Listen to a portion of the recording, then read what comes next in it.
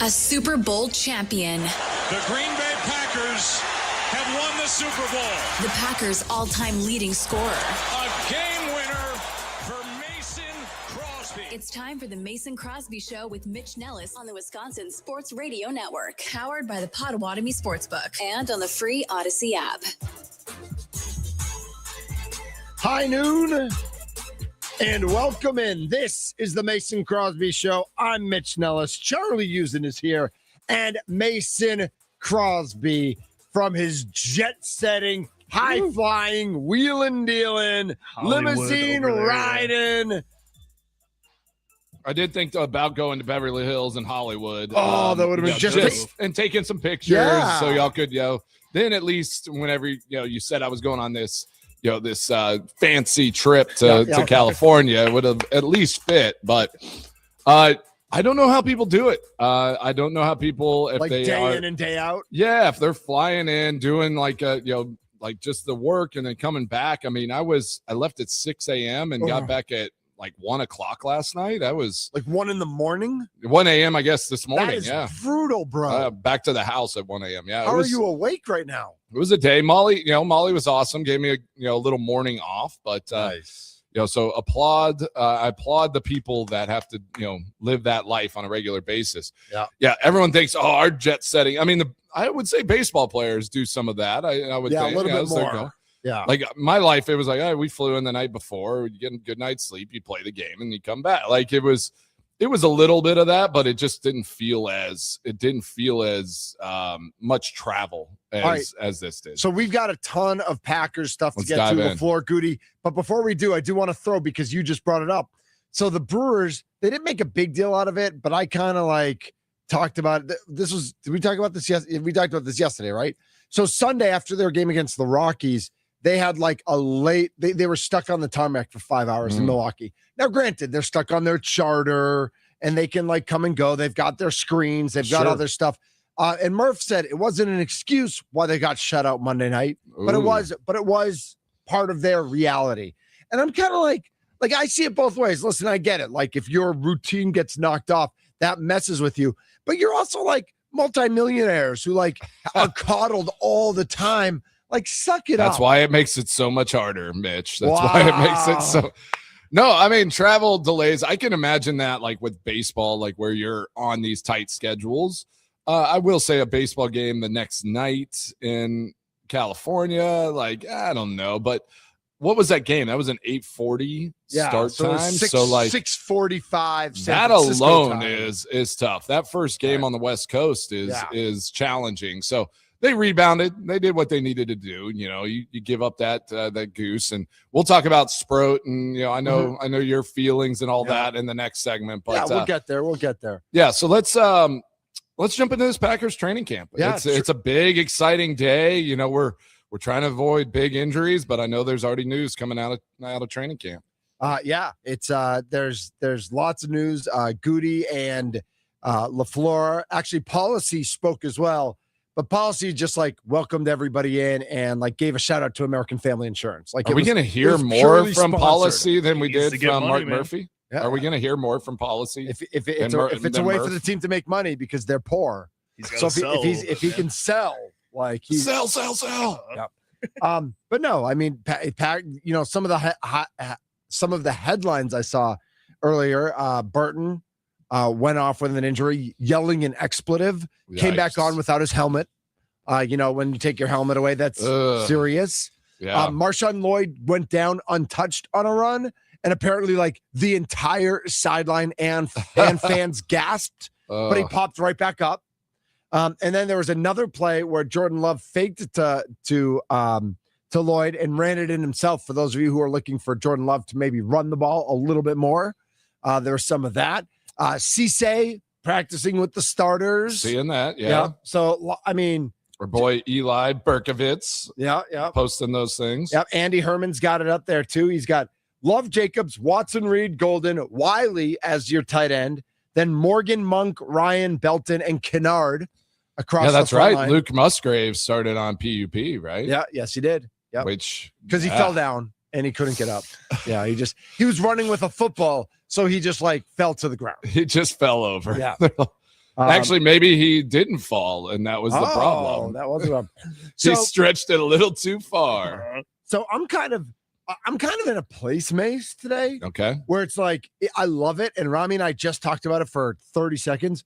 It is information overload today. Like literally, Ryan Wood, Matt Schneidman, Wes Hod, Andy Herman, Eli Berkovitz, Domovsky, everybody has like play-by-play. They've got Ryan Wood hadn't tweeted in 2 months, and I feel like he's got 74 tweets today. Like all of our guys. Van Ness just got water. There you go.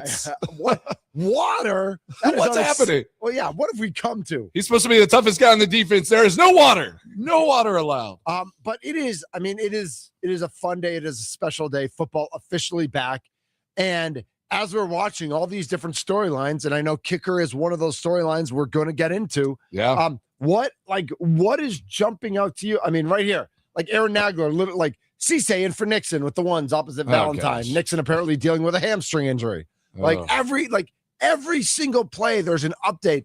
Is it too much, or is it like you know me, I'm not a huge football. Like I'm very honest that I'm like basketball and baseball, and I'm a huge football fan, but I'm not a ball knower. Yeah, well, everyone's ready for this, Mitch. Right. Just so you know, I think so everybody exciting. They've been waiting for this. Yes, they want to, because if you can't make it to the training camp, if you can't be there, right. I think the expectation is that the people that you follow and the media source that is there needs to give you a big picture, an idea of what is going on in each segment of practice, like who's looking good, what are they doing, how are they moving. The concerning part is like you've already named a few injuries. I mean, if Nixon's already dealing with hamstring, Burton comes out, Marshawn Lloyd is falling down and no pads. Like this is concerning to me when you come out to this first practice. You just have to be like these first few days, just be smart. You want to be clean, right? Don't do anything crazy. Just get them back on the grass. Which is easier said than done. Sure, There's young guys, they're excited. Like the coaches can and try and say everything about that, but then they also kind of lose their minds occasionally. And it's like, well, that didn't look right. So let's do it again and like ramp it up this next time. Because whenever you're a player, I love this adage. And Charlie, you remember playing, and it's like, all right, this is, jog through. And everyone's like, what does that mean? What's the tempo? And they're like, 50%. 50% is different to everybody, right? Yes. And so, and then it's, when you're competing, you're like, my 50% is just a little better than that guy's. And then now you're at 75 and now you're at 80. And it's like, holy cow, it is the coach's job to slow them down. Well, and if you're on like an immediate contact position, like O-line or D-line, you go 50% and the other guy goes 70%, you look like a bum. And then now you're like, well, what the hell are you doing, dude? So now you have to ramp it up a little bit. So then you're constantly at 75% when everybody else is at 50%. Like it's different levels for each position too. Wide receiver in those moments, you're not as aggressive with the cornerbacks, but sometimes the cornerbacks can be more aggressive. Like it's all just so weird. 50% doesn't mean the same. Because the coaches are watching different things. Right. Mason, this is the worst example I'm ever going to give on the show. When I was a junior in high school and I was on the baseball team. Oh, yeah. They did Take it back. Right. Like I remember our first or second practice, we were running from the left field line all the way out to right field and back. Okay. And coach is like 50% the first third, 100% the middle third, 50% the final third. He says, ready, go. And I'm like jogging. And everybody else just sprints. It just starts being this pace. Yeah. And so I either need it, and I was like, forget it. Like, I'm not catching anybody. I'm going to do it. I'm literally going to follow instructions. And maybe the coach will see that I'm actually following as rule follower. Right. And it did not work out for him. It didn't work out. What was the response? No, it was just like I was way behind everybody. And I don't think coach even noticed or was watching or cared. But it's like, but you're right. Like when we just having a run. But when we have these first day of training camp, like this is what it's like. Like some guys, and whether it's rookie, we've seen rookie try too hard, right? You've seen rookie try too hard. Training camp, all pros will get sorted out. Yeah. And that's the thing I wanted to talk about is that who is going to be that tone setter? Right? Like the veteran guy, the guys that have been there, who's going to get in front of this group and say, hey, this is how we practice. Like, don't be idiots. It's a tough reality, but it's like you're probably not going to make this team, some of these guys. Like, right. Yes, but do it how we want to do it, because we are trying to win a championship and make a team and do all these things. But like, if you become a training camp all-pro and you go harder than somebody across from you, it will get sorted out on the field, and that's when you'll see your first fight in training camp. So if anyone ever wonders why a fight happens, it's because somebody went harder than the expected pace of that practice, and someone has to set them straight. That is 99% of the fights that happen. Do NFL coaches, so like college coaches, I feel like, or even high school coaches, they see that extra effort, and I think they always reward those guys. They shout those guys out. Maybe not give them new positions, but they reward that type of effort. Do NFL coaches see it the same way, or can they tell when some guys are trying too hard and they try to de-escalate that as fast as possible to avoid those types of situations?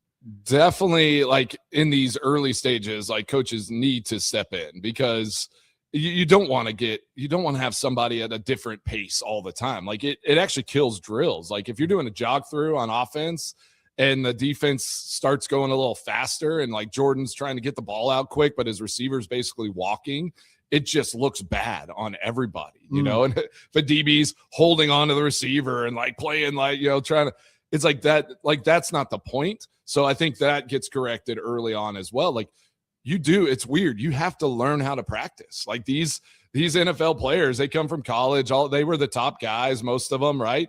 You have to learn how to practice in a backup role. Like you have to learn what that means to be in a support position. And so it is the coach's job. It's the player's job. It's the veterans guy's job to say, this is how we practice. You'll get your opportunities. Just do it at the right time. Like we need to, because jog throughs are very helpful. I mean, you can run 20 plays with less stress than like 2 full speed plays, right? And so you're getting the reps, and then you implement the full speed plays down, later in this week once you get full pads on.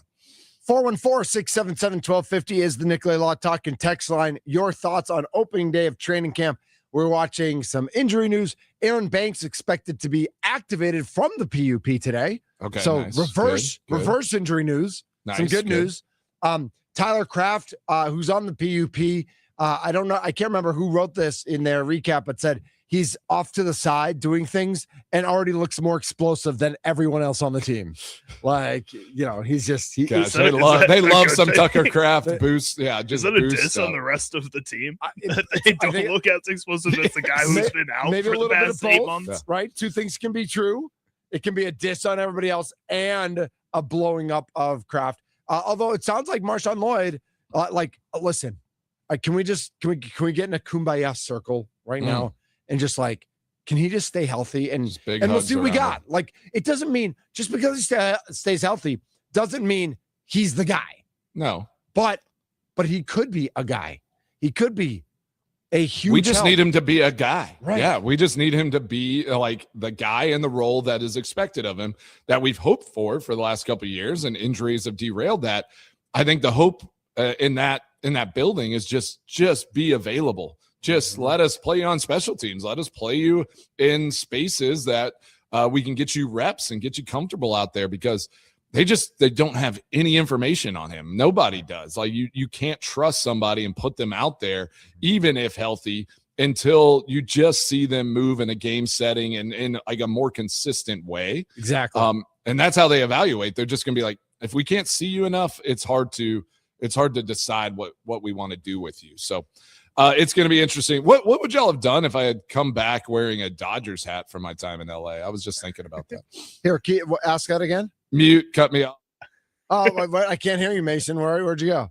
I saw so many too. And like, why? Like, I don't know, like going through the airport there at LAX and the guy, hopped off the plane at LAX with my Brewers gear on. Oh man, heck yeah. That would have been sweet. No, I flew on my flight. I had my Brewers shirt, pancakes and magic one. Yeah. So I gotta show up a little bit. Yeah. Absolutely. But the Dodgers, honestly, I hate whenever I go, I'm like the blue and white look clean. Like it's just such a clean, like classic look. Yes. But then everyone that was wearing a Dodgers hat, I'm just like, I just want to always know their story. I'm like, do you like them because like you grew up there, or is it just like they're really good now, so I'm a Dodgers fan? It's like the Yankees stuff. What percent do you think it is when you're in LA?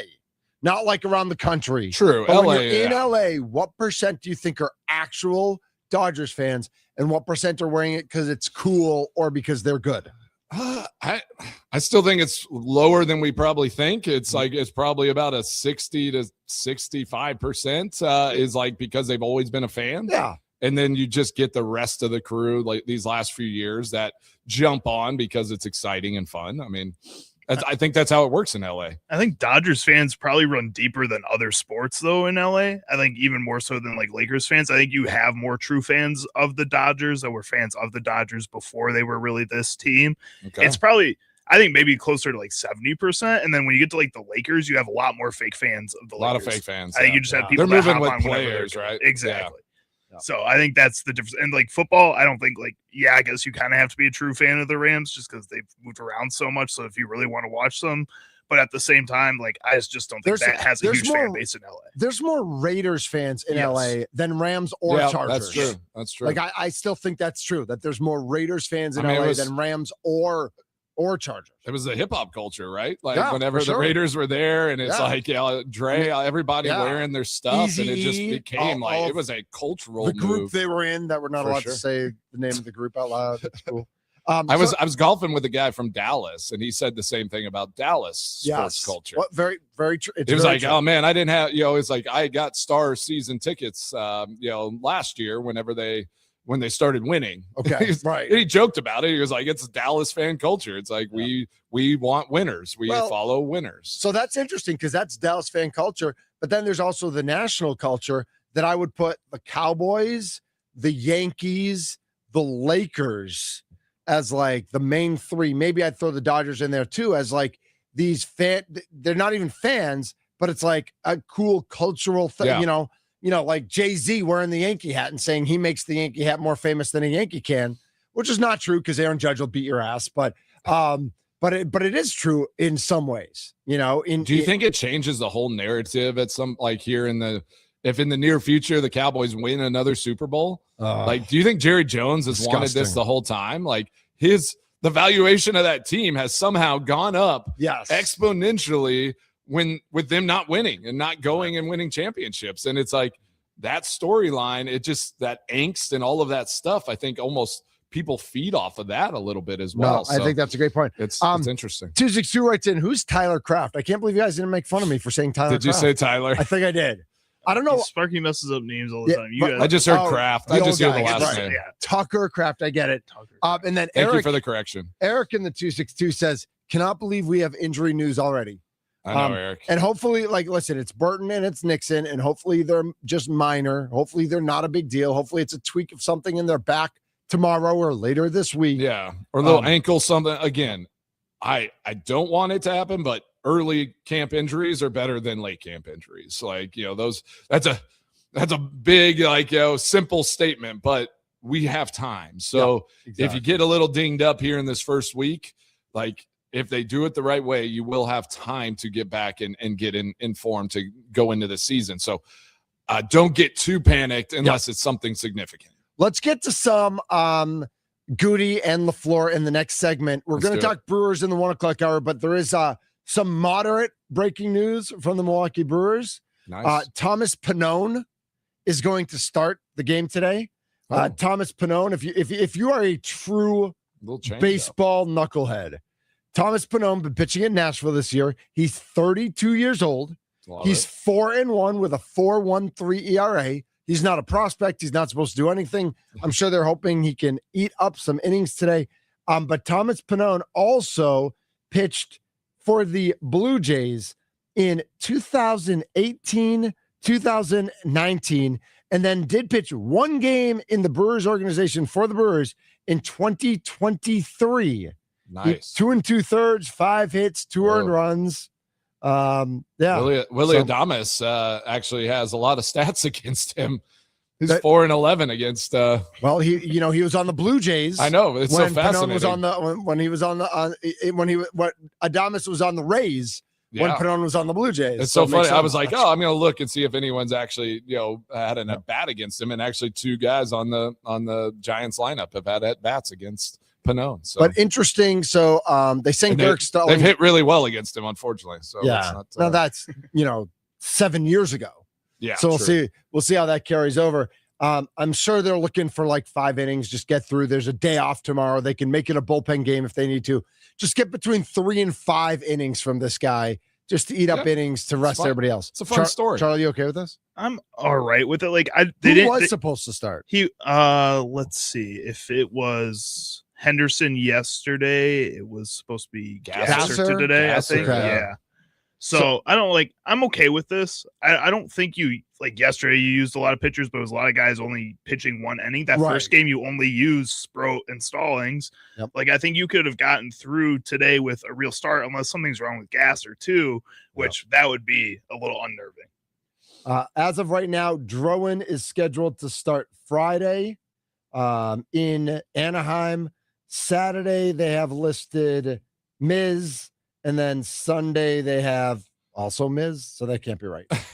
They just want Miz on the weekends, right? I mean, just get Miz those weekend games so that those ratings go up a little bit higher. Oh, so could Gasser or Drowan be being traded? That's what somebody mentioned. That's what Tommy Estalis says that. Tommy. Interesting. Or maybe he means Gasser because Gasser was who was subbed out today then. He was, but also, Drowan's pitching, so, they can move Gasser back to Drowan's spot. Okay.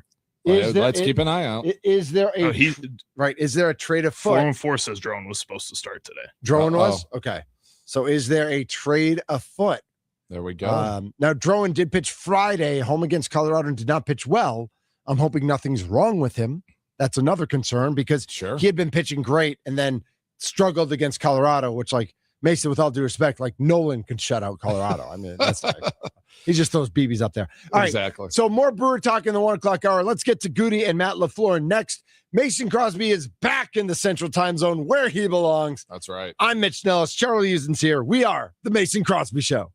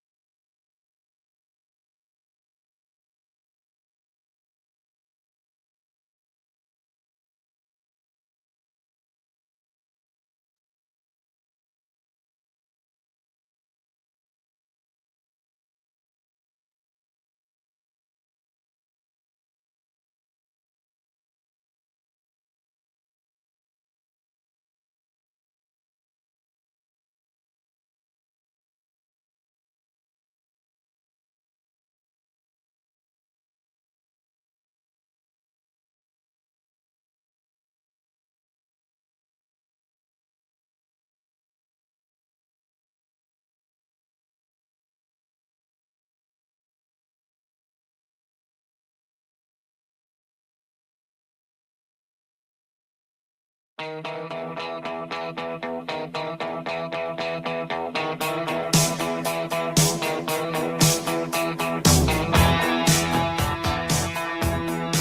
is the Mason Crosby Show with me, Mitch Thunder Nellis, Charlie Usen along with us.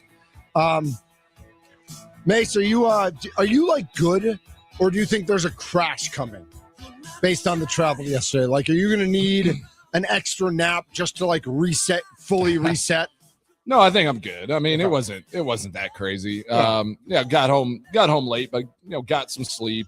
The only issue is that kids have been sick in the house, and I do feel a little. What's going on there? Little something going there, and so I'm taking all the precautions. Like, all right, is it allergies? So I took allergy med. Like, who knows? I got all kinds of stuff going right now, but I'll be fine. I'm not worried about it. Everything's gonna be okay.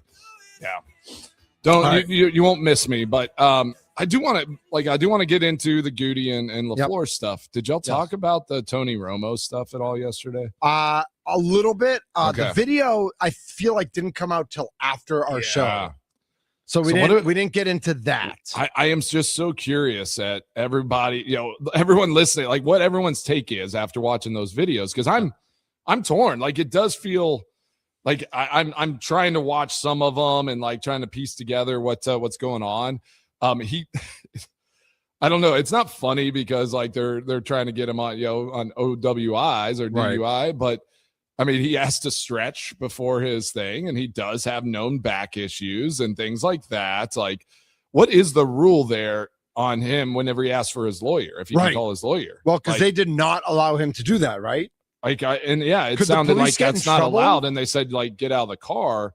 Like, are you not allowed to call like somebody to walk get you advice? Through procedure? Right. Yeah, but I mean, I think if I don't know what the rule is there. I don't know. I think if it's a police officer asks you to do something, you probably do it, and then you combat it after the fact. Yeah, I actually have like my buddies on our text feed. There's an interesting conversation about like the normalizing of like having a couple drinks at a golf outing, having a couple drinks at a game, and getting in your car and knowing the difference between like when you've had too much and when you haven't, because I think a lot of us, especially in Wisconsin, are like normalized, like having a few drinks.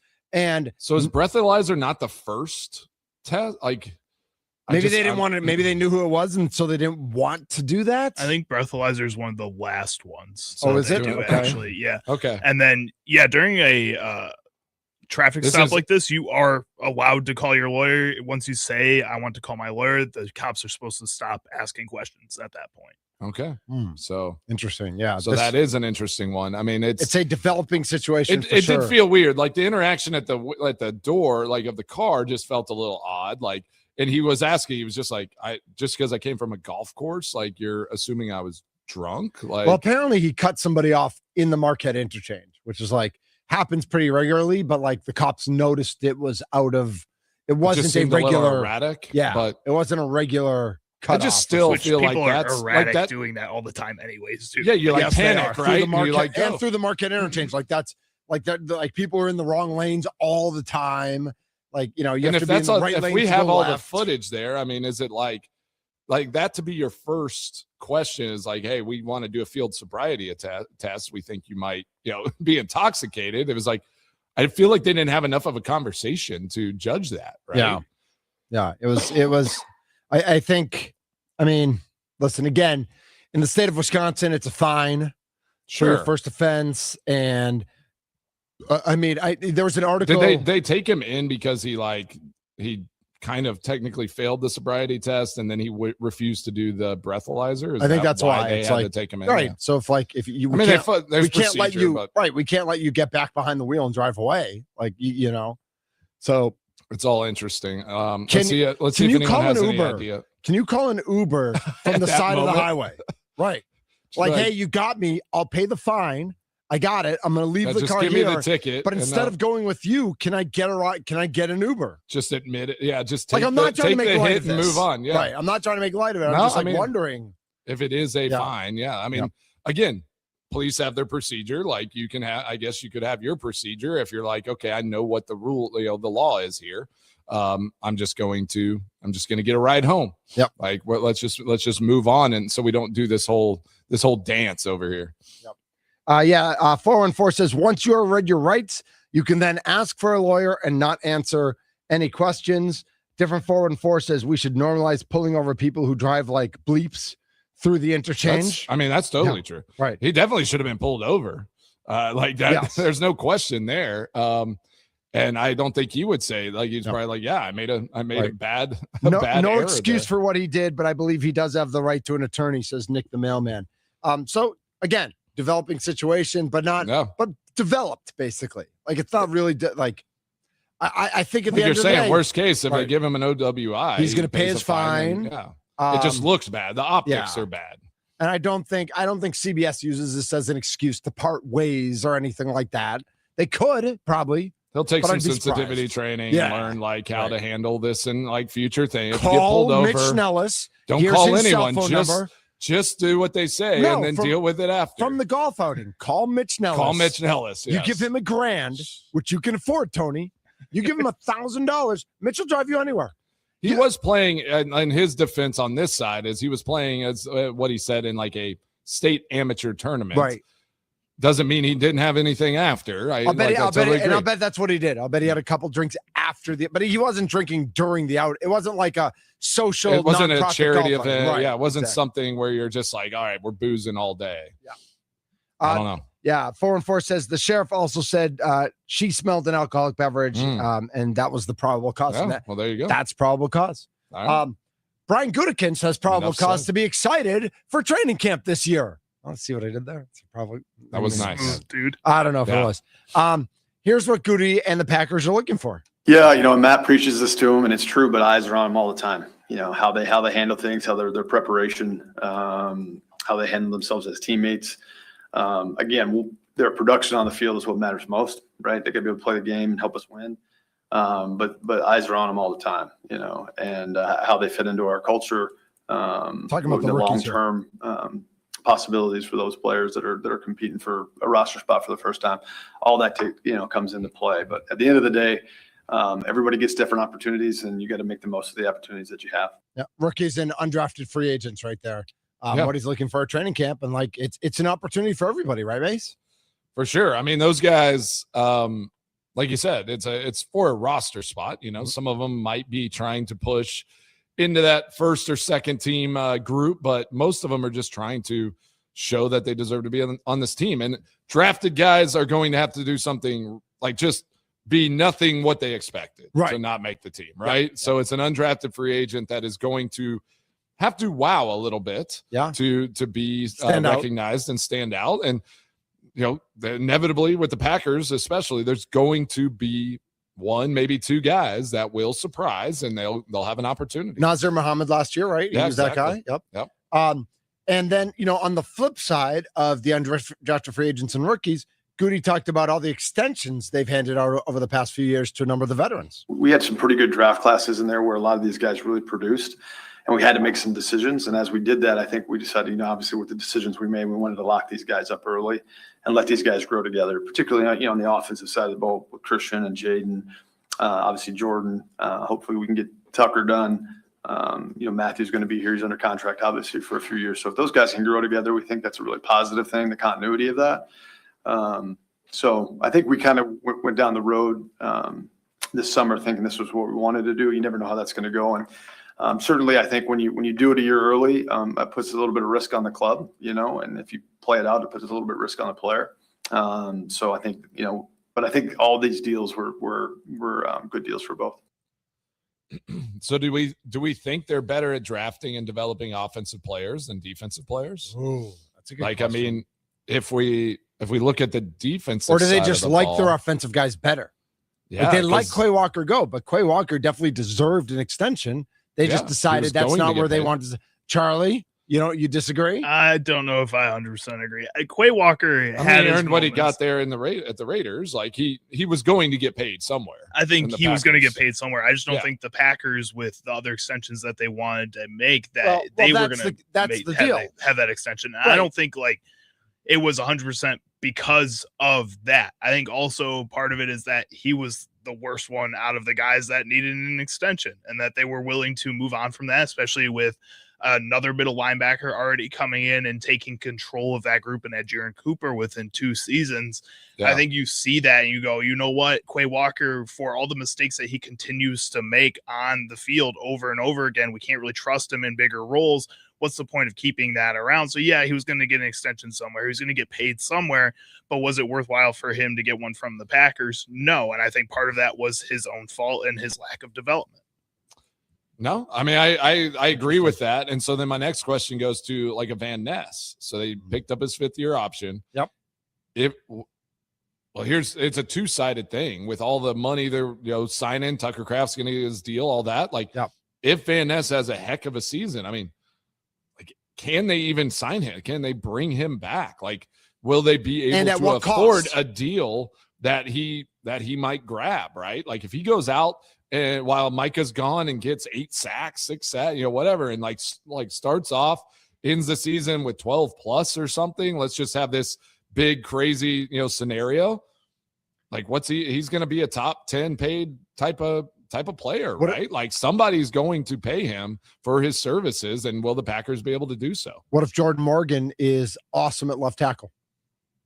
There's a lot of questions still.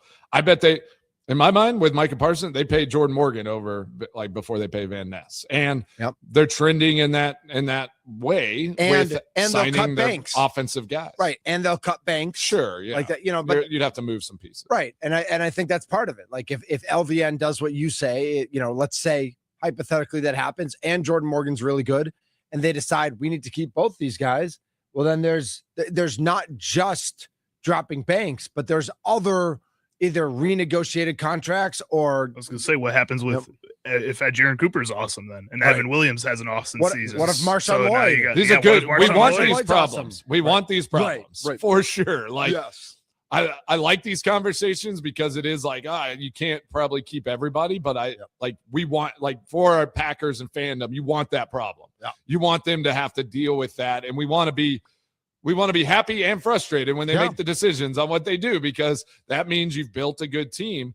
But here's the other side of it, right? Like, what if these guys don't develop, and now like you're starting over in some of these spaces? So you just hope that you hope some of the younger guys behind them, like you hope, whether it's Sorrell or whoever, and Oliver, and like you got to see these other guys develop. Like, it all has to kind of match. And like, that's the wild part, right? Is like, for guys to get paid, stuff has to match up, right? Like, I think Van Ness is in an awesome situation with Micah Parsons not starting the season. Like, he can literally show what his value is in those first 6 games. Like, he will be able to showcase his talent there. And what if he's great and then is even better when Micah Parsons gets back? That's the hope. And that's, All right. Well, let's hear what Goody had to say about his young edge rushers.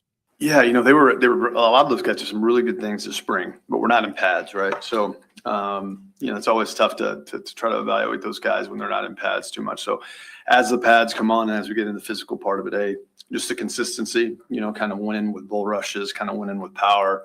But I'm pretty bullish on that group. I think it's there's enough guys in there that's going to create some pretty good competition, and so yeah, I'm excited. We've put some resources into that over the last couple of drafts. So we got some young guys that I think are eager for their opportunities, and excited to see what they're going to be able to do this year. Big stock market guy, bullish on those. Yeah. I mean, they have. If you think about it, they've drafted now the last 3 drafts. They've drafted 4 pass rusher, like edge guys, and then they went and got Micah Parsons. So they have invested heavily in the pass rush, and that is clearly a spot that they feel like if they can affect the quarterback, get pressure, do all of those things, which those stats speak for themselves. Yeah, they do. They get the ball back to the offense more effectively. They give the offense better field position, all those things, and that's going to help you win.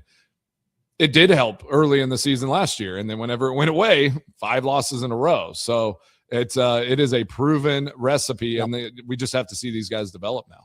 Charlie, what do you think about that D-line? The youngsters up and down those edge rushers. I guess I want to ask you guys, you talked about investing heavily, Mason.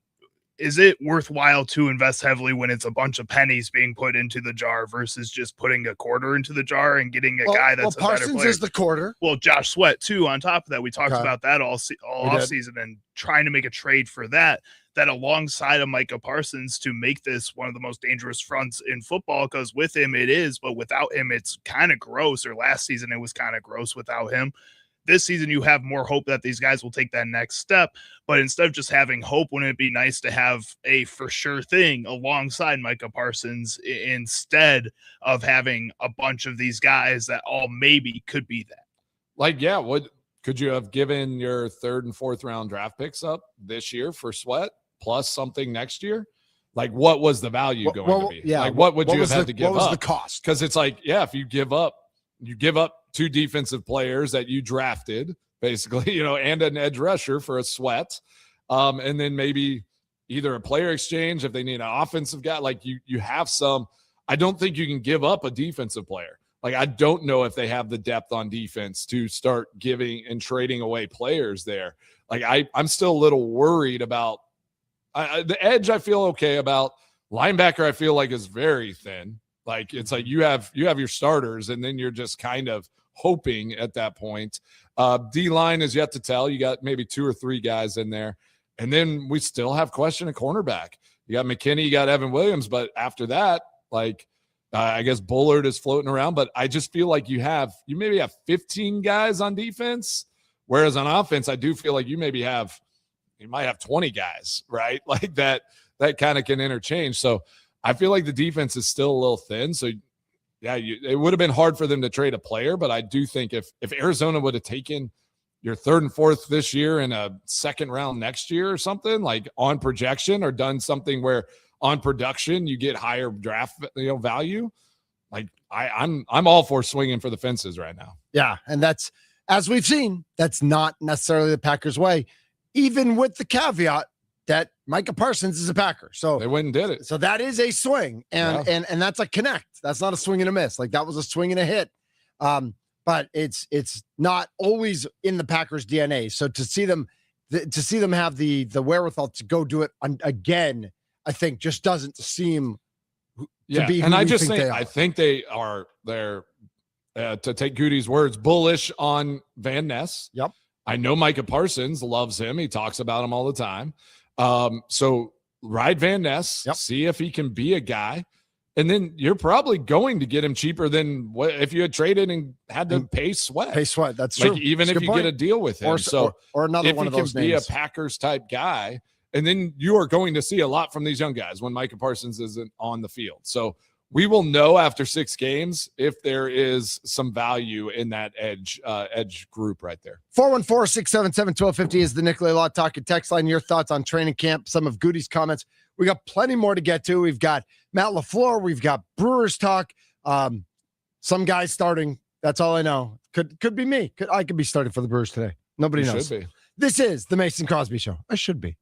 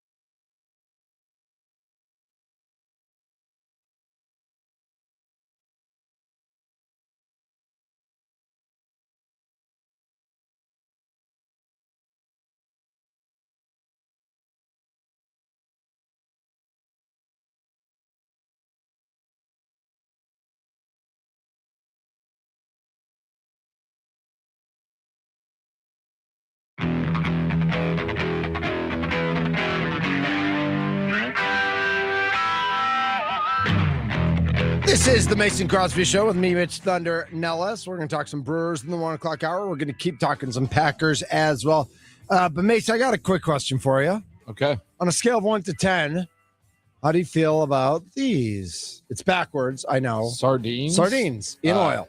Gross. Oh, yeah, thank you. You Gross. guys are He's so just eating wrong. those straight up. Yeah, he was using his hands to it first, and they were too oily. Too oily, so I It's went just like fork. fork. They're not anchovies. It's squishy and crunchy. It's like These aren't crunchy. These are just squishy. It's fish in oil. Ugh. Delicious. Molly had that sardines when we were in 100% olive oil. I felt really uncomfortable because we went to a little wine bar that they opened up in Minocqua, which feels so out of place. I'm like, come on, we're in Minocqua. Like, what are we doing? We're live. And so we pop in there. We got to have our wine. And Molly orders some sardines. And I'm just like, no, like gross. Like I literally left and went to Otto's. And that's when I posted that video. I'm like, I'm going to the bar. Yeah, you are. Like, I'm out of here. I'm up in the North Woods. I am not doing this nonsense. Yeah, I don't know if I'd order those in the North Woods. I mean, it was just like yours. But like in Greece, it's just a can. Like if I was in Greece and they're like fresh from the fish, fresh from the sea.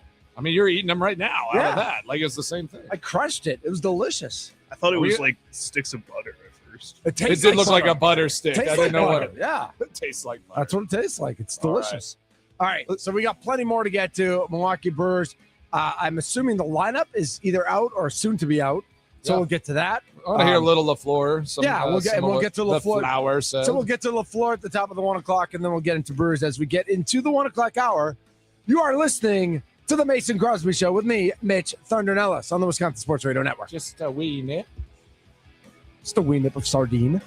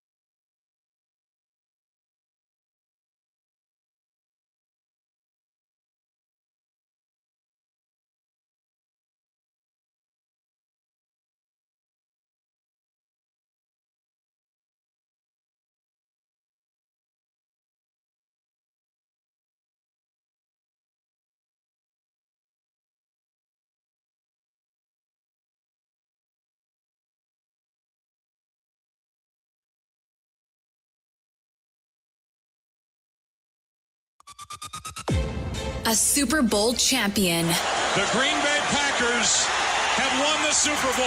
The Packers' all-time leading scorer. A game winner for Mason Crosby. It's time for the Mason Crosby Show with Mitch Nellis on the Wisconsin Sports Radio Network, powered by the Potawatomi Sportsbook and on the free Odyssey app. What it is, what it do. Welcome into hour number 2. Yeah. High noon in Santa Fe, New Mexico. Oh, Santa Fe. Have you? I love New Mexico. Man, I need to do New Mexico. Oh, you haven't done it yet? No. New Mexico's it's great. My dad was Albuquerque. It's cool. My dad was a Bostonian his entire life. Okay. But he always said if he ended up somewhere else, he would have ended up in New Mexico. Yeah. My mother-in-law grew up in New Mexico. I feel like you would like Santa Fe. Yeah, like go and there's nice little shops. You can get some turquoise. I'll eat my face off. And I love antique and thrifting and all that stuff. Yeah, you would love Santa Fe. Yeah. This is the Mason Crosby Show with me, Mitch Thunder Nellis. Charlie Usen is here as well. We have the Milwaukee Brewers starting lineup, so we will get to that, and then we'll get back to Matt LaFleur, who spoke earlier today, as did Goody. We listened to Goody a little bit in the first hour. So we'll get to Matt LaFleur. But starting today for the Milwaukee Brewers, Bryce Trang leading off at second base, his second straight day. Yep. Jackson Chourio in left. Jake Bauers, who I don't know if you saw that report, Mason, that he had fouled the ball off his foot. They thought he fractured his foot. Yeah, so he came out and said, no. That's an old fracture. I just need to manage the pain. Takes one day off, and he's back in there. That's why he's the best. Yeah, he is. He's the guy. What a stud. So Jake Bauers playing first, batting third. Yelich is the DH. He'll bat fourth. Gary Sanchez catching. So Wild Bill will hit a pinch hit, game-winning home run in the eighth inning. Pinch hit, right? Yeah. Gary batting fifth. Garrett Mitchell in center, batting sixth. Luis Lara, who's been great. Gosh. I mean, can he fly or what? I mean, that clip from Sparky, just like before we came back on, it's, man, how many triples does he have now? He's got 2 now, but it seems like he could have like more. I mean, more every day. Like he's so fast. He is so fast, and it's just he's electric. I like what him and Cooper Pratt like. They've shown up here in the month of July. David Hamilton playing third base moved up to 8th, and Cooper Pratt, even though he's hitting almost 300, down to 9th, kind of like your second leadoff. I think. Is that kind of the thought? Just kind of get that little flip there. All right, so real quick, Charlie and I have a conspiracy theory. Shane Drone was supposed to start today, not. Yep. Joey Ortiz sitting for a second straight day. Uh-oh. Are they trading Joey Ortiz and Shane Drone for like a Casey Mize, who's a really good pitcher from Detroit? I mean, that would be something. I like Joey a lot.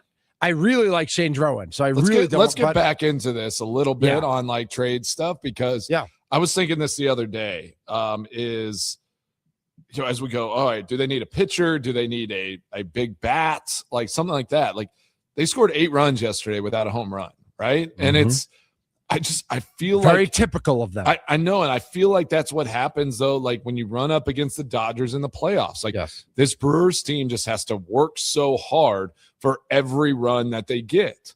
Like they just if they just had somebody that could hit a home run. Right. Like, if they could get more home runs, I think this team would be unstoppable. Yeah. Right. Yeah, exactly. I get, Jake can step up and do it, but they maybe they need one more guy. They're last in Major League Baseball. Was it them and the Red Sox? And the Red Sox both had under 100. They were the Red Sox just got to 100. The Brewers were at 98.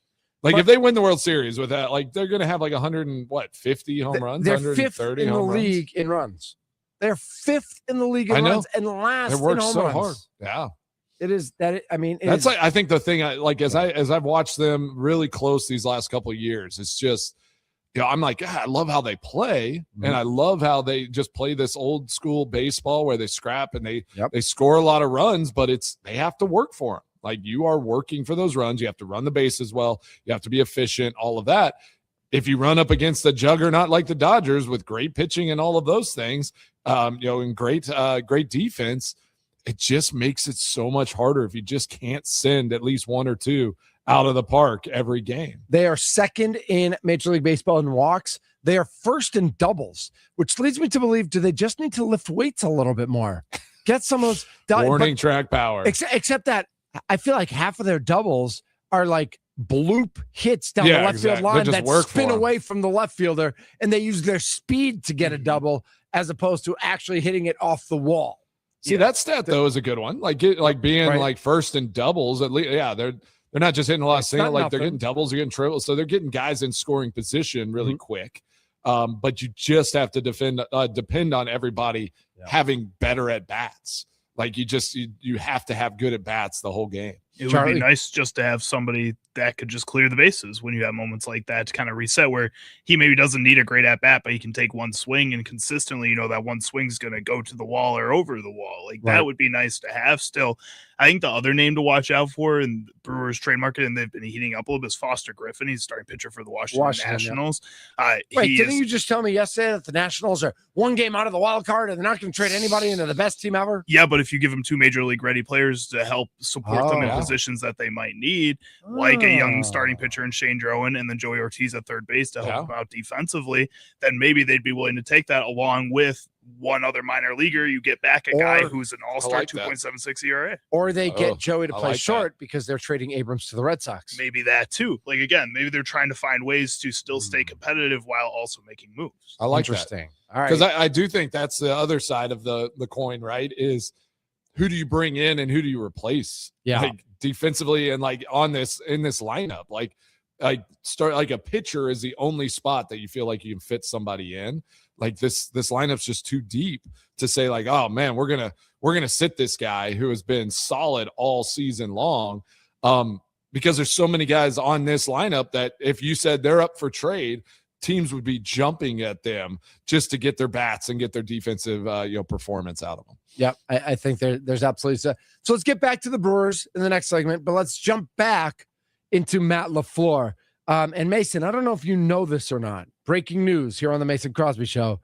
The Packers have a rookie kicker. Well, I think every situation is a little bit different, but I think it just kind of tempers your expectation level a little bit and understand that there could be some moments that aren't favorable, but you got to live through it. And I think the talent, we all see the talent. It's just, can we harness that? And it's like every player out there, you got to have a level of consistency that's conducive to winning. Level of consistency, I think, is a great way to put it. Yeah. As you know, I don't love Matt LaFleur. I don't like how he talks. I don't like how he lives his life. No, he lives his lifetime. I hope. But level of consistency, I think Mason, as we talk about a rookie kicker, would we love for him to take the world by storm and be the best kicker in the league? Sure. But at its core, we're looking for consistency. Don't need him to be that. Yeah. Right. It's like, and I hope that's the consistent narrative that they give him is like, we don't need you to be better than everybody else. Like you don't need to be chasing something. Just be consistent. Just go out, do your job every day. I honestly, that might be the best press conference quote LaFleur's ever given on the kicking position. Yes. Like usually he tries to throw some. He doesn't talk to kickers. Yeah, he tries to throw some funny quip in there and like get everybody kind of like laughing and dismissive. That was really solid, and I love that. If that's his mindset, that's exactly how you need to view this guy. But Mace, do you think that part of it is because he worked with you? You were a veteran. With all due respect, you didn't need a lot of coaching from the head coach. Then he worked with McManus. Then there were a couple of years of chaos where it was just chaos and the guy sucked. But then he brought in McManus, who was really good for a year and then not as good. But again, a veteran who he felt like he shouldn't really have to coach. Now he's got a rookie where like he actually can be a head coach to this player. So it is a little refreshing to see him take this, like not making a joke about it, but like, oh no, this is a rookie that I do need to actually be there for. I think he's matured in that, where it's like, I can't coach him. I can't tell him his technique and like what it just needs to be a mindset and a mentality of just be the same every day, show up, make or miss. We're going to reload and we're going to the next. Like, that is how you become a good kicker in this league. Is just you don't let your makes get too high, not too high, not too low, right? Yeah, get you in a spot where you're like, man, I'm great, and like I can chase all these great things. Like you want to chase greatness, but if that's your goal and if that's like your mindset, you will fall short all the time, and then that becomes a spiraling deficit. So you just have to stay steady. And then you wake up at the end of the season and you see where you fall, and don't get too caught up in all the hype or all the negativity. I do want to talk about one thing, and then I want to hear some more Matt LaFleur clips. Nikolai Law, fan talking text line. If you have anything you want to talk about, jump on there. 414-677-1250. But somebody from the 608 said, just left training camp. Love to hear Crosby's bike ride experience. Oh, yeah. I feel like people enjoy that. And it was something they do. So I rode a bike my first, was it my first like 8 years? Okay. I think I rode a little longer than I even had to, because the girl that I rode the same girl's bike from, she was, I think, six years old or so, until she got out of middle school. So like, I think 8th grade. Yeah. I almost did 6 or 7 twice there, and I refused to do it. But I'm so proud of myself. So I think 8th grade is the cutoff. I should have the bobblehead ready. You're right. Oh, man. And it was so cool. Ellie was her name. And she graduated from, Am I going to cry? Are you going to make me cry? Yeah, like Notre Dame, Preble. No, it was the one right, not Southwest, Schwabenheim. She was at Schwabenheim. Schwabenheim. Yeah. So she came, and like, again, first year, I'm like, I just jumped on her bike, and it was a little kid's bike. And as we kind of like advanced through, like, it's like the following year, because we talked, and I was like, hey, like, I'm just going to look for you. If you come, like, you're going to be my bike rider. Because I just like we are partners in we this. talk about consistency, right? Like, there you go. I like consistency. She showed up. I swear to you, like, she might not have been there a couple days in like 6 years. Wow. It was so awesome. And then we talked, and I was like, hey, bring your parents' bike. Like, you don't ride your bike. Like, bring me a little bigger bike. Mm-hmm. And so she brought, like, she'd ride her bike, and her parents would bring their bike, and I'd ride her parents' bike over. And I remember, I can't believe I got to play in Green Bay so long, but I remember when she graduated from high school. Oh my gosh. And like, that was like the coolest thing ever. Was just like, holy cow. She sends me her, graduation stuff. We got her a gift, and it was like, what a cool thing. And like, that's what that experience is about, right? It's like, what? These kids. Charlie, are you cutting onions in here? Yeah, seriously. I know. I'm getting a little choked up talking about it. Yeah. So 920 has real talk. If Smack works out, like, could he be the next man? Like, at some point, there'll be a rookie kicker that the Packers get. That's the kicker for 10 to 15 years. And with the way kickers kick at distance and like, I mean, do you ever feel like is your record there? Like, records are there to be broken. Is your record there to be broken? Not today, not tomorrow. But I mean, again, this is like, I'm glad I have 16 years to wait for 15 years down the road. You have time. I have a hard time seeing it happen. Like, somebody being there in that position for 16 years, like another guy. Can it happen? It could, for sure. It happens all the time.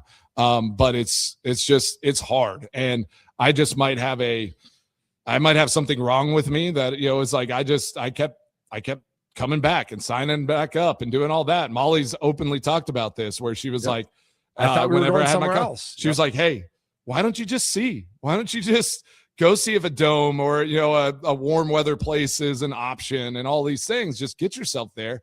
And I just was like, nope. Packers at home. I'm up for the challenge. I love it here, and time will tell to see if there's going to be another guy that can go that long, because that's what it is. It's a good quality teams, scoring offenses, and then just having that longevity is the only thing that's going to break that record. We get this question every training camp, and I love this question because one day, not today, but one day, Mason's going to leave us, because Mason is destined to run a sports league or either a front office job or coaching. And Paul Knees 468 writes in on YouTube, are there positions like for kickers in the NFL? I would love to see someone like Mason being a special teams coach for the Packers. Mason, you are awesome with what you said about how or what you do. And we've talked about this in the past. Like, I believe it is in your DNA, and I believe it is in your skill set to be a special teams coach or to be a front office. I know you don't want to be really what Russ Ball does, but to be on the business side of the football operations. You love breaking that stuff down. For you sure. love being part of that process. And I think, like, again, I know you're really enjoying what you're doing right now, but that doesn't mean it's forever. Like, there might be a day that comes where somebody in your circle has a position to offer you or something like that. And I will give you a big hug and a pat on the tush and wish you well. Give me a hug. I'll definitely give you a hug and wish you the best in your future, but not today. Not today. Yeah.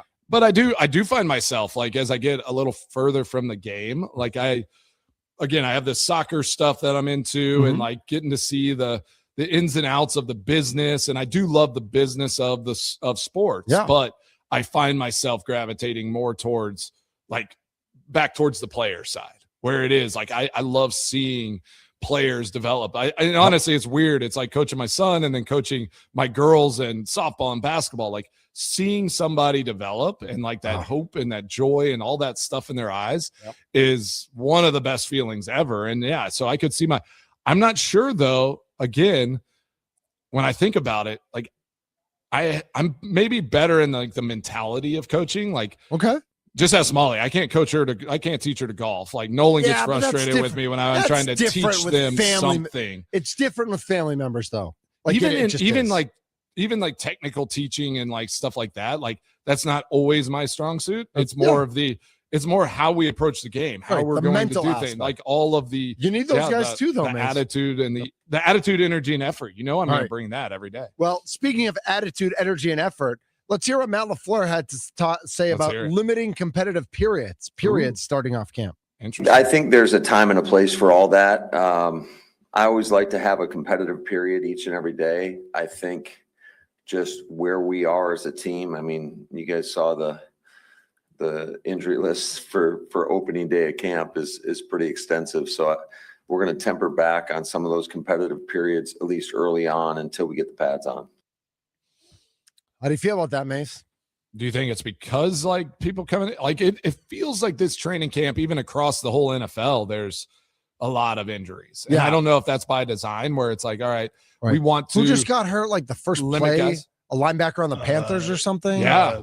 The wide receiver for the Panthers. Yeah. Is getting tested on Shamar Stewart got carted off the field at Bengals. Oh my gosh. Falcons don't even have a quarterback. Penix and Tua are both out. They just signed Cooper Rush, right? Yeah, exactly. So I could play with Cooper Rush. And I don't know. Obviously, you look like an older Cooper Rush. Yeah, I could be an older kind of like an older Cooper Rush. Thank you. Thank you. Sling it around. Yeah, I'll say I'm here for it. 414-677-1250 is the Nicolay Law Talking text line. If you want to jump on your thoughts on LaFleur talking about training camp, we've been talking about kickers. 414 says, we know Thunder would love LaFleur more if he would cheat all the time. No, I just love him if he would win playoff games all the time. That's true. I mean, that's all we want. Right. If you're going to get real, let's get real. Matt LaFleur, I think in his season ending press conference, didn't he talk about how that like some guys weren't happy with their roles? At the owners meetings. Oh, the owners meetings. Yeah, it was after their exit interviews. So he was asked about that. He had a little bit of a longer response, but let's hear what he had to say about that. I think role clarity is key. I think that's our job as coaches. Like, hey, here's your role. If you want a bigger role, then you got to go out there and do it at the end of the day. So that puts some onus on the players. Certainly they got to have their opportunities, whether it's in practice or in those preseason games, to start to establish themselves a little bit. But, it is what it is at the end of the day. Our job is to put the best out there to give us the best opportunity to go win football games. And that's what we're going to do. You don't want to change who you are, right? Like, there's a reason why guys went to bat for you. Hi, Jason. Last year after the season, because they believed in you and the way you do your job. So you have to stay true to who you are, even if there were some challenges. Yeah, 100%. I think that you are who you are. And certainly I do take great pride in how we go about our business. And it's not just me, it's everybody. It's how we communicate to the players, and then, just be direct in terms of here's how we see it. And now it's on you to go. If you don't like that narrative that's been painted, it's on you to go change that.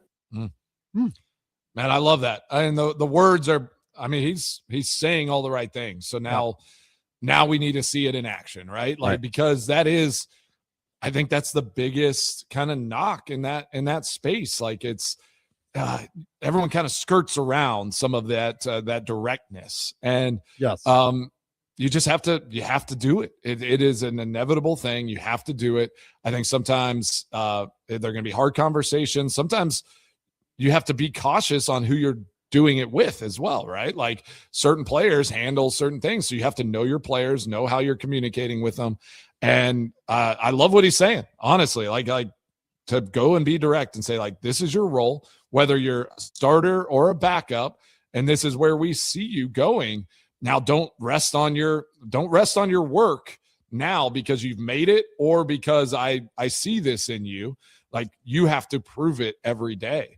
And so I think if that mentality gets there, and it's, joking aside, I think the talking text line guy talking about you wanting LaFleur to cheat more, referencing like a Belichick. Belichick was very straightforward in his to his players, to the point that some of them really didn't like him because of that. Know your role and play to your role. Exactly. And do your how job. Do you win championships? Do your job. Exactly. Right. Guys get called out, guys get praised, and then it's like, now how do we get better from this moment, good or bad? And so if that can be how they approach this season, then I think this can be a really, really big step forward for Matt LaFleur, for this team, for this coaching staff. But again, only time will tell. Right. And I think a lot of that, and I agree with you, like a lot of what he's saying today sounds pretty good. And he's talking, let's see, I have the schedule right here somewhere, that he's talking tomorrow morning again at 9:50. He's talking Friday at 9:50. He's talking Sunday at 9:50. So he's going to be talking a lot over the next few days, and probably more moving forward, specifically reacting to what's going on at training camp. But I'm sure he'll have other opportunities. To me, the proof is going to be in the pudding. Like, it's not going to be in his words. It's going to be in how he's managing in-game adjustments, how he's managing the last 5 minutes of a game, the last 2 minutes of a close game, how he's managing the roles of the offensive line. And is he mixing and matching, or is he letting guys play to their best position? How's he doing with the wide receivers and how they are developing? Like, and we need to see some of those guys develop into new roles with Dobbs and Wicks gone, and with new contracts. And to me, it's like, you could say all these things, but I need to see it. I need to see it out there. Well, exactly. It's as simple as how he runs his offense, right? Where if you're interchanging players all the time and they're doing different things in that offense all the time, it's hard. Yep. It's hard to know your role and be consistent in that. So I do think Goody, in a sense, without any real conflict or back and forth with him and LaFleur, kind of answered some of that with signing the new guy, signing guys. All right, Christian Watson's your top paid wide receiver. Let's treat him as such. Jaden Reed's the second guy. Treat him as such. I drafted a wide receiver in the first round. He is going to be that third guy, maybe fighting to be the second. We have Tucker Kraft. So Goody, in a sense, signing these players and putting them where they need to be is telling LaFleur, don't mess with this product. Build an offense, do what needs to be done, and let them define their roles within your offense and be very clear with that. I dislike what's whenever you throw different formations, guys are moving around. It's just really hard to get in a rhythm. And if this offense can get in a rhythm, I think that's where Jordan Love thrives. He's a rhythm quarterback. He's a guy that when it starts going well, he will stack those successes. So just get him in that rhythm early and often and let him open this thing up. Brewers play at 2:45 at San Francisco this afternoon. Thomas Pannone gets the start for the Brewers. His first appearance for the Brewers since 23. He's been 4-1 at Nashville. And just a quick reminder as we talk about the Brewers in our next segment, tomorrow I will be at the Racine County Fair. Sparky will be at the Racine County Fair. So we will be broadcasting live the Wisconsin Sports Radio Network from noon to 5 tomorrow at the Racine County Fair. And obviously, Mason, you know what my goal is going to be. Find the weirdest, most delicious thing I can to eat and crush it. Well, question for you. So have those little mini donuts replace funnel cakes? I would say no. Okay. And they are there adjacent. Are they trying to? Maybe. And I will say, trying to compete. Easier to eat. It's a competitive. Easier to eat. It's competitive. What are you here for? Ease? No, you're sometimes. We went. I love a funnel cake. We went to Ed Sheeran at Summerfest, Mace, and in between the opening act and Ed Sheeran, Little Rumble and her friend went out of the arena, went to go get a funnel cake, crushed a funnel cake, and got back right in time for Ed Sheeran. Nice. But it was like they were like, we are getting a funnel cake. They didn't want to get mini donuts. Mini donuts are delicious, but they wanted fun. When you're at a fair, if I'm out and about, like I'll take the mini donuts. Like that's great. Like you're right. Easier to eat in the car or like on the road or whatever. But if I'm at the fair, if I'm at the festival, they're easier to eat walking. Cake. It's like we talked about a walking taco, Yeah, right? Like yeah. it's you get the bag. The walking funnel cake. The walking is the mini funnel donuts. cake. Yeah, because like Or you get the funnel plate of fries. funnel cake. Yeah, like, funnel fries. Easy to funnel eat. fries. Yep. Jeez. But I want the real funnel cake if I'm at the fair. Oh yeah. Yep. Like and they just look cool. I like how funnel cake All looks. right, They had mini donuts at the Wisconsin Hall of Fame golf outing. That's why. Oh, did they? Okay. I had the pizza, that flash pizza. That was good. delicious. Yeah. Yep. Did you have the cheese curd one? Did he make you that one? No. Cranberries on it? I didn't do cranberry. Yeah, I had the cheese curds, but I didn't do the cranberries. But that's fine. I like the cheese. It was good. Yeah. Plenty to get to. We're going to talk some Milwaukee Brewers next. Let's get a nice easy win. Let's make quick work of this one. Logan Henderson's for this one. Logan Henderson's pretty good. Yeah, he's real good. This is the Mason Crosby Show.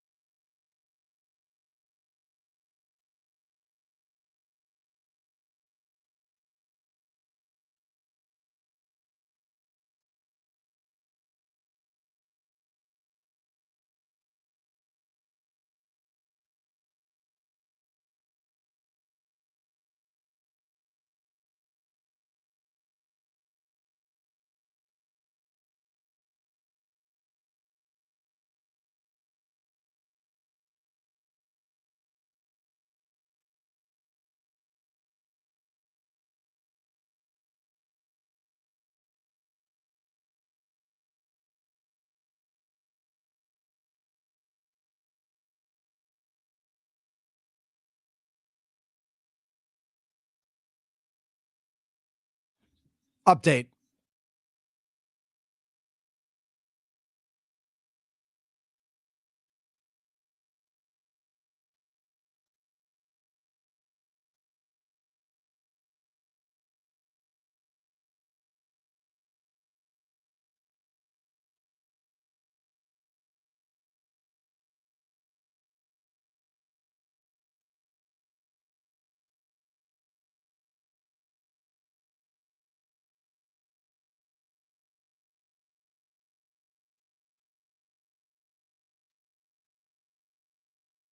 Looking up, and it is gone. It's almost time for the first pitch. Let's see who's in today's starting lineups. Brought to you by Lakeland University. Experience it your way. Visit lakeland.edu. It's the leadoff show on the Wisconsin Sports Radio Network. The Mason Crosby Show with Mitch Thunder Ellis, but basically the leadoff show. We're in that time zone. We're an hour plus away from first pitch. Brewers at Giants in game 3. Be nice to win this one, win the series. Yeah, I got to keep it going. Yep, go on to an off day with that victory. Starting lineup for you. Bryce Terang at second base, Jackson Churio on left, Jake Bowers at first. Christian Yelich, designated hitter. Gary Sanchez behind the plate. Garrett Mitchell in center. Luis Lara in right. David Hamilton in third. Cooper Pratt at short. And Thomas Pannone called up today to start from Nashville, which, of course, is leading to lots of rumor and innuendo. Is something going on with Shane Drowan?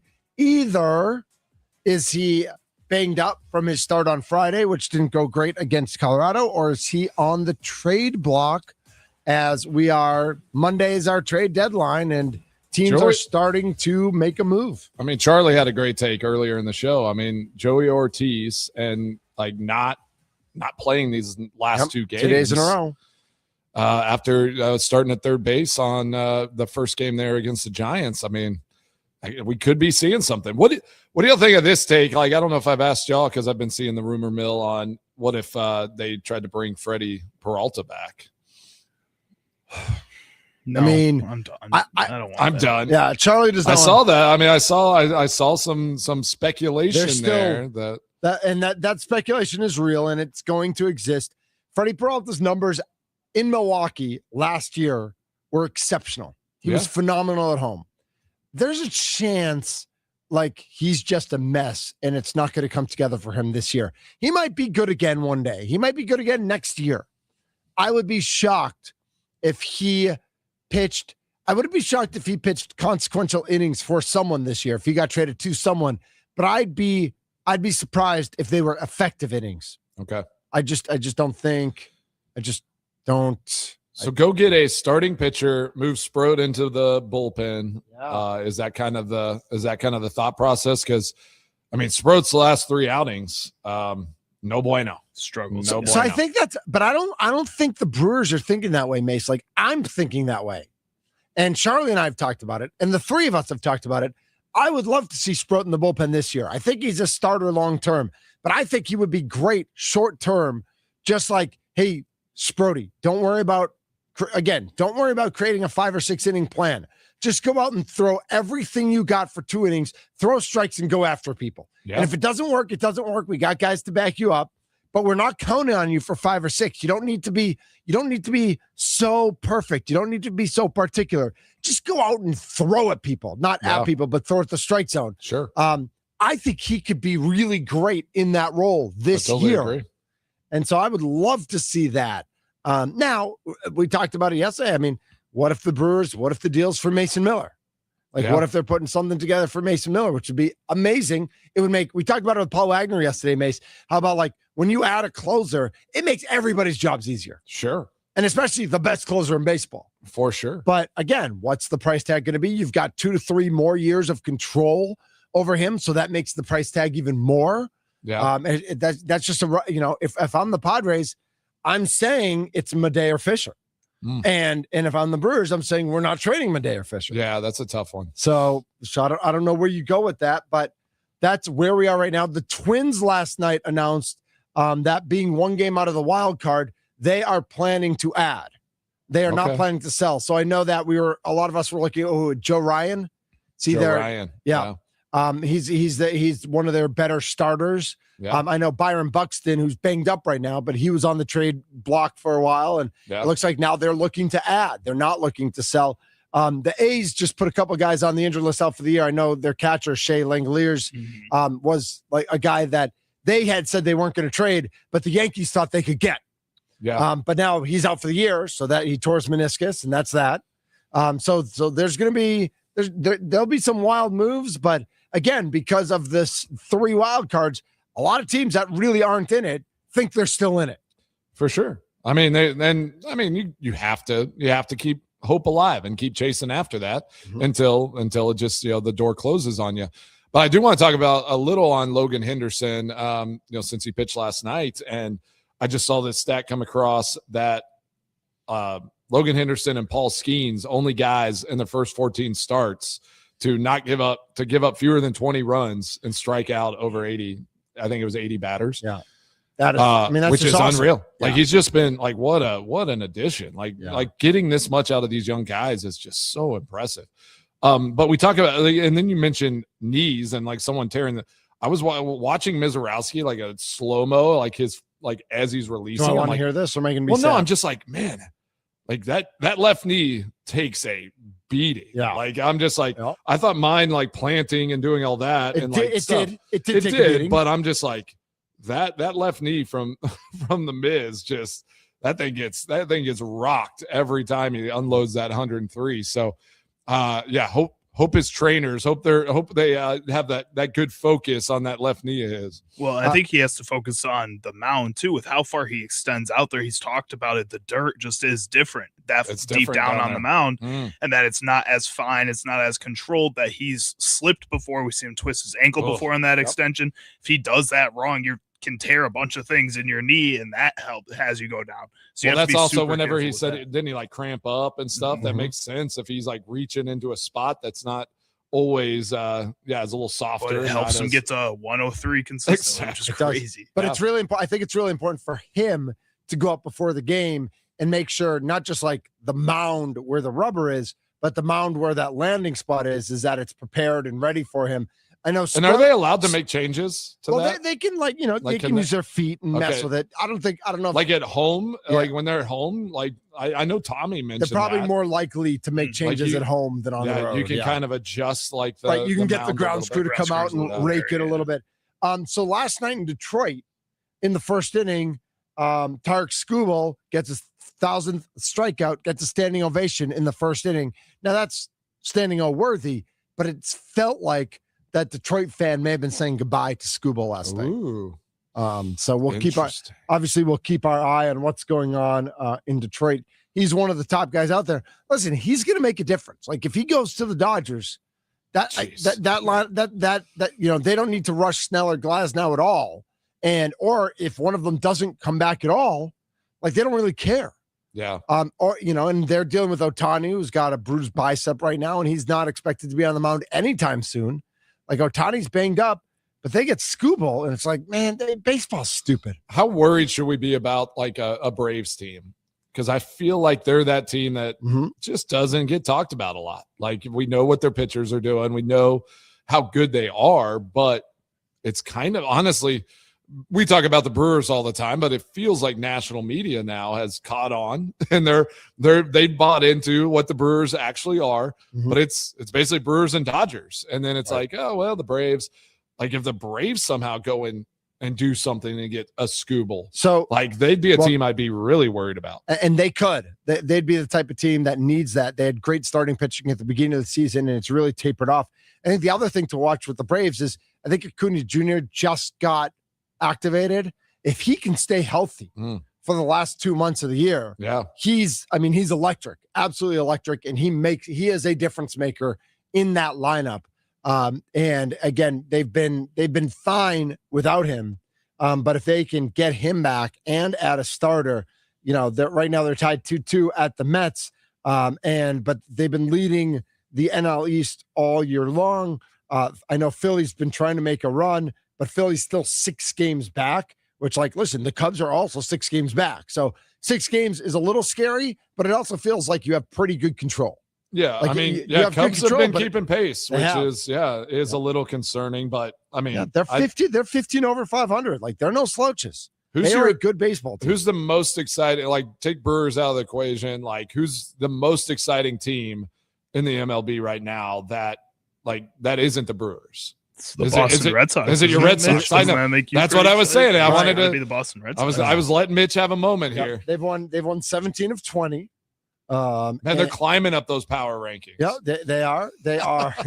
There are power rankings. I know you. They're second in the. If the season ended right now, it's Red Sox at Yankees in the first round. Oh, I love that. And like, who, Major League Baseball is probably trying to pay off the Guardians and the Twins and the Rays to make sure like they all stay clear of that 4-5 matchup. No doubt. Because they want. But no, I mean, but it's a testament. It's what the Brewers did last year in August. Like, a team gets hot, and sometimes it doesn't make any sense. Sometimes there's no rhyme or reason. Like, literally, the Red Sox just traded for this guy Meade from the Nationals. His second at bat for the team, he breaks his wrist. He's probably out for the year. Like, bad luck. Yeah. Well, but now they'll go back to the drawing board and they'll try to figure something else out.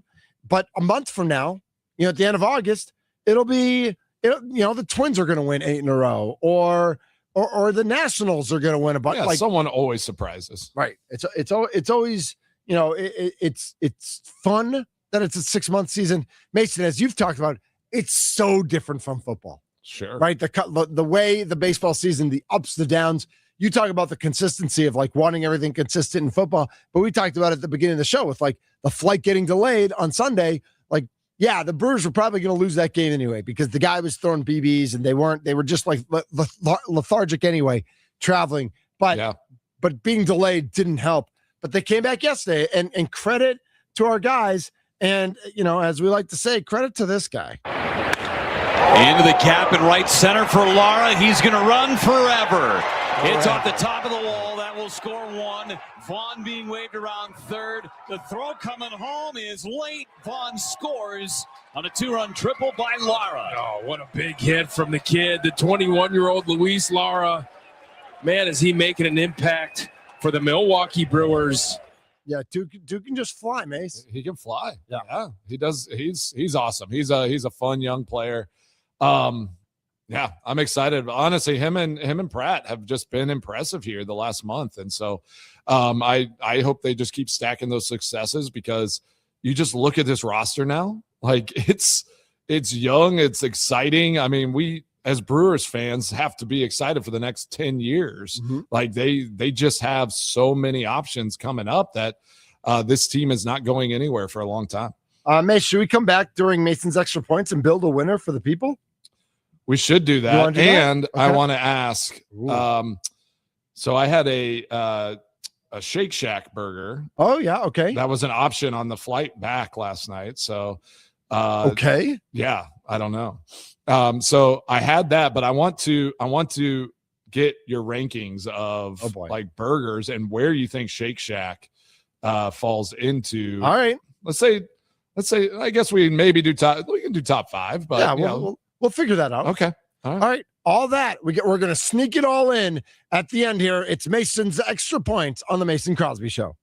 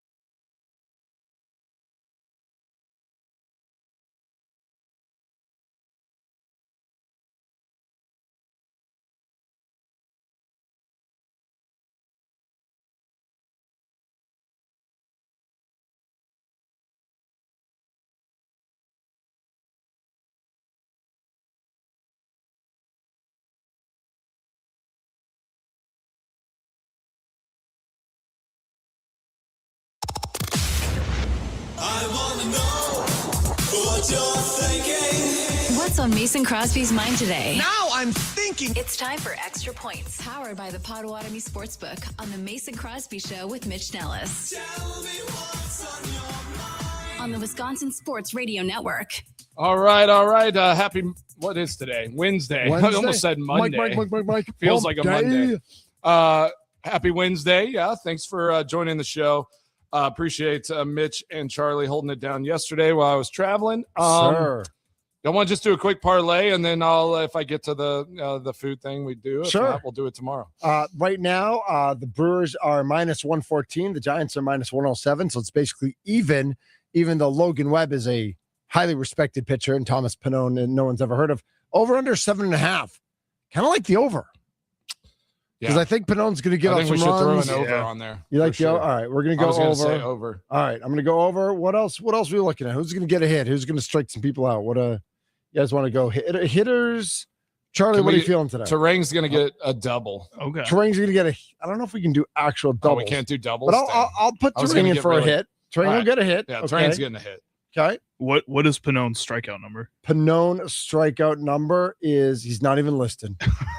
No one's gonna say maybe we could give him a little confidence. No one's even heard of him. Yeah. Jake Bowers. Let's go for a home run. Jake Bowers hitting a home run. I love it. All right. So Jake Bowers home run. All right. So we've got our parlay of Terang to get a hit over 7.5 runs and Jake to hit a home run. That's 7.5. That's plus 750. So if we put $10 on, we win $75. All right. That's fantastic. That's a solid one. Yeah, that's a good one. Very nice. Mason, how was the Shake Burgers? Shake Shack is overrated. That's where I was going to go. Expensive too. I always I'm like, oh man, it looks like it's good. They have good marketing. Yep. It is overrated. All right. Well, Five Guys burgers are like $20 just for the burger. Oh, it's getting insane. Like it's delicious. I think Five Guys is delicious, but it's huge. Like Five Guys is good. Five Guys is too much every once in a while. Right, that's too much. It's too much. I just want give me Culver's, give me Whataburger, give me Cops. Cops. Yeah. Let's go. Yeah. All right. Hey, Mace, I'm going to be at the Racine County Fair, but we're going to do it again tomorrow. What do you say? All right. Funnel Cake City. Let's do it. Oh, funnel cake for the face. He's Mason Crosby. I'm Mitch Nellis. Charlie Usen. Sparky's next. This has been the Mason Crosby Show.